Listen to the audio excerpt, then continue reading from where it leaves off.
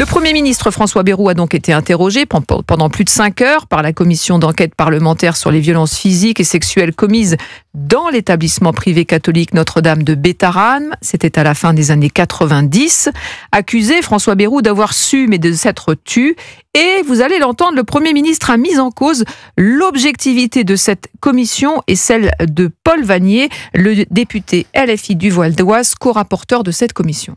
Monsieur Vannier, j'ai écouté beaucoup des séances de cette commission et votre méthode est absolument transparente. La vôtre, personnelle. C'est-à-dire que chaque fois que quelqu'un vous apporte une réponse, vous traduisez cette réponse de manière que celui qui s'exprime, s'il ne fait pas attention, se trouve entraîné à des affirmations qui ne sont pas les siennes. Je viens d'exprimer que je n'ai pas eu d'autres informations et les dates que je vais vous donner vont le prouver, car je suis venu ici pour apporter des preuves. Et donc, cette méthode que vous utilisez, si vous le permettez, je ne la laisserai pas s'exprimer contre moi.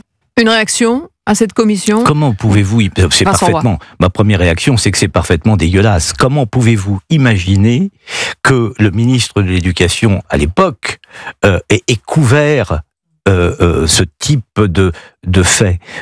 Enfin, comment ? Vous voyez, c'est là où, au bout d'un moment, c'est plus de la politique, ou alors de la base politique, quoi. On veut abattre un homme, tous les moyens sont bons, et c'est quoi, c'est l'Inquisition ? Oh bah, écoutez, oui, ça y ressemble totalement. Ce sont des méthodes d'un autre âge. C'est intolérable. C'est improprement intolérable. 5 heures, plus de 5 heures, 5h30, je crois, 5h30 d'audition pour essayer de faire avouer à l'actuel Premier ministre qu'il aurait su et qu'il aurait couvert des violences physiques et sexuelles. Alors même d'ailleurs que sa fille était dans l'établissement, etc. Et il a appris après ce qui était arrivé à sa fille puisqu'elle ne lui avait pas dit. Enfin, écoutez, ce sont des méthodes de voyous. Ce sont des méthodes de voyous. Olivier d'Artigol. Il a très peu été question au cours de ces 5 heures d'audition des victimes.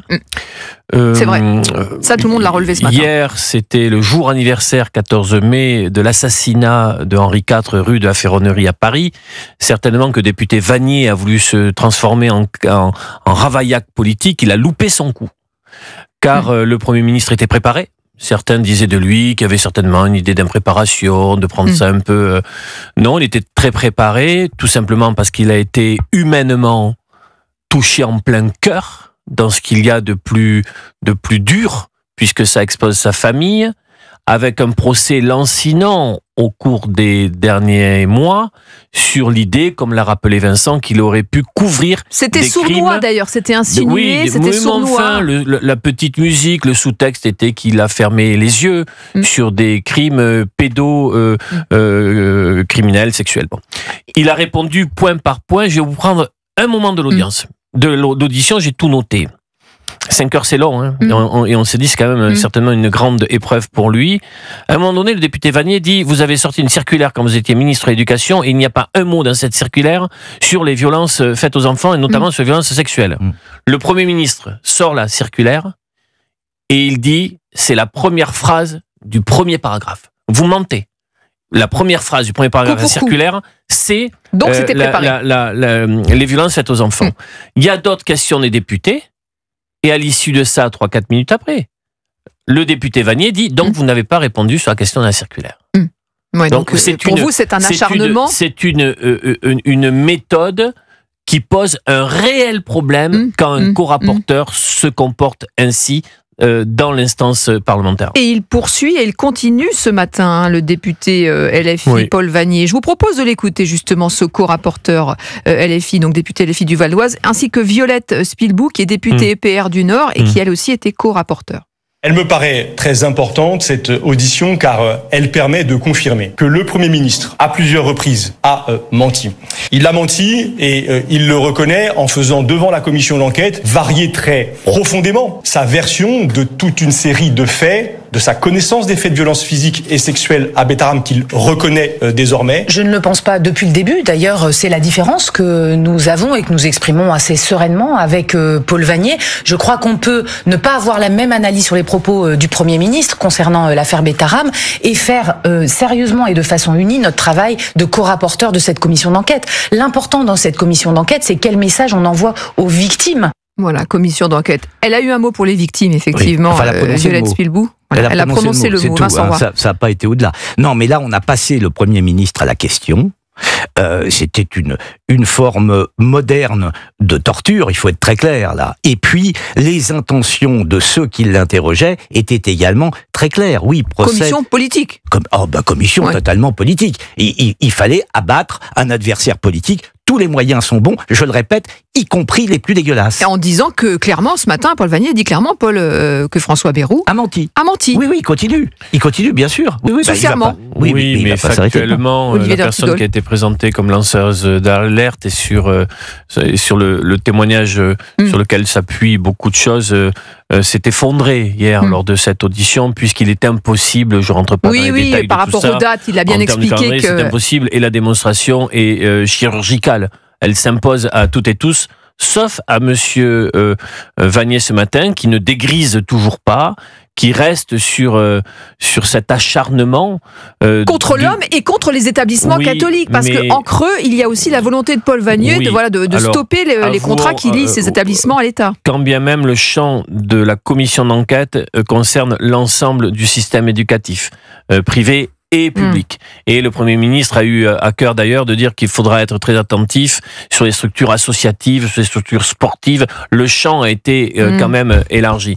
Ça pose véritablement un problème concernant Monsieur Vannier sur sa capacité à pouvoir mener ce travail-là.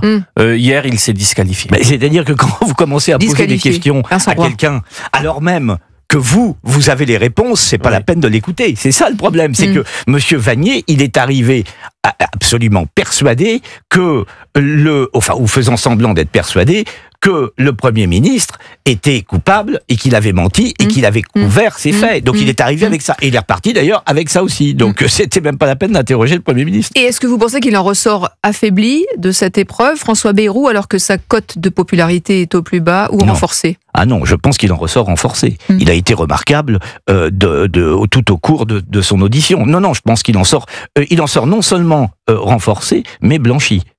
Ainsi va la politique.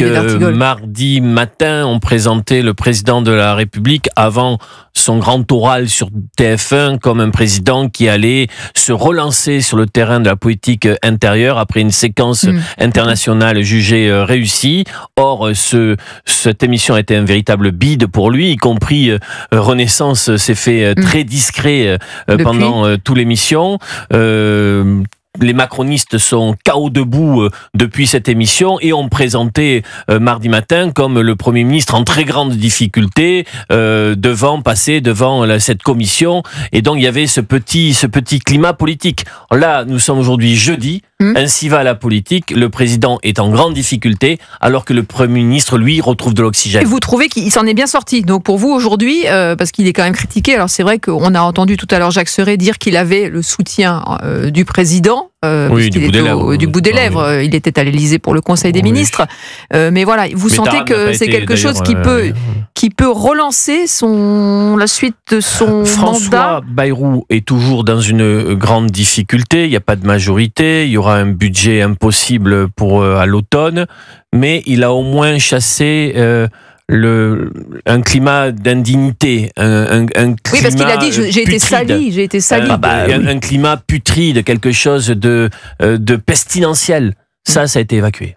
Oui, absolument. Et je trouve qu'il en est ressorti grandi et blanchi. Surtout, ce qui était frappant au cours de l'audition, c'est assez rare en politique, on a vu un être humain s'exprimer.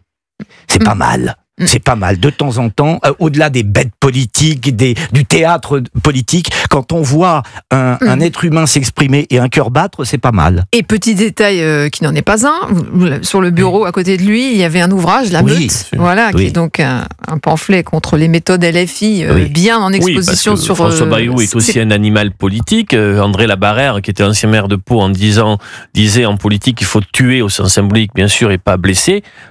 François Bayrou a été blessé, mais la bête est toujours, l'animal politique est toujours vivant. Et il y a dans ce livre un moment pour Monsieur Vannier très délicat, puisqu'il a été lui aussi pris dans les filets d'une enquête politique au sein même des Insoumis le concernant. Il était en grande difficulté, il s'en est sorti, et là, il avait le zèle des reconvertis. Et il s'en est pris aussi à Mediapart en disant qu'il ne lisait jamais Mediapart, c'était une histoire d'hygiène. Ça, c'était plutôt drôle parce que ça a clouté le débat, quoi. Oui, absolument. C'était plutôt drôle et bien senti. Oui, pour des raisons d'hygiène, il ne lit pas d'hygiène intellectuelle. C'est parfait. Allez, 13h27, on reste ensemble et dans quelques instants, on va continuer à décrypter l'actualité, notamment ce qui se joue avec Orléans, le tribunal administratif qui ordonne la mairie de maintenir une conférence de l'eurodéputé LFI Rima Hassan. On va en parler à tout de suite.